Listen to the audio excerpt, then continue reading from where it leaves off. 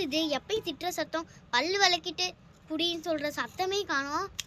இங்கே எங்கேயும் இல்லை. இந்த ரூமில் இருக்காங்களா? ஐயோ, இது டிரான்ஸ்பரன்சி, எனக்கே இது கண்ணு தெரியும். கிச்சனில் இருக்காங்களா? போய் பார்ப்போம். கிச்சன்லேயும் இல்லை, யாருமே இல்லை. அம்மா அப்பாவும் இல்லை, நிலாவும் இல்லை. ஷோ, எனக்கு போர் அடிக்குது. ஃபோன்லேயும் வேற சார்ஜ் கிடையாது. இப்போ என்னதான் பண்ணுறதோ?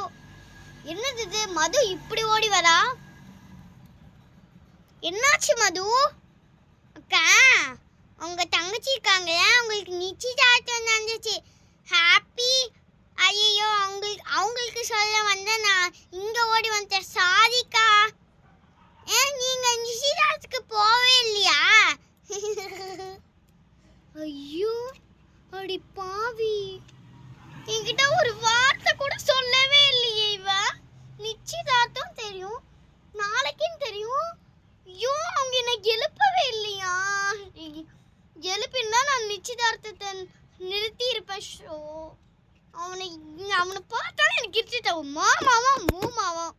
ஷோ, தங்கச்சியாவ மாடு. நேரங்காலமே சரியில்லை.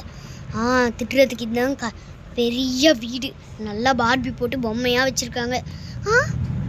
இங்கே ஜன்னலில் ஒரு பொண்ணு தெரியுது. இந்த பொண்ணை கடத்தி அவங்க அப்பா அம்மா கிட்ட இருக்கிற சொத்து எல்லாத்தையும் வாங்கிட வேண்டிதான். இன்னைக்கு பல்க் அடி செம்ம சூப்பர். உள்ளே போவோம்.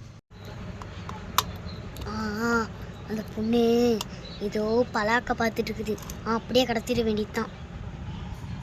ஷோ, எனக்கு வேறு ரொம்ப போர் அடிக்கி.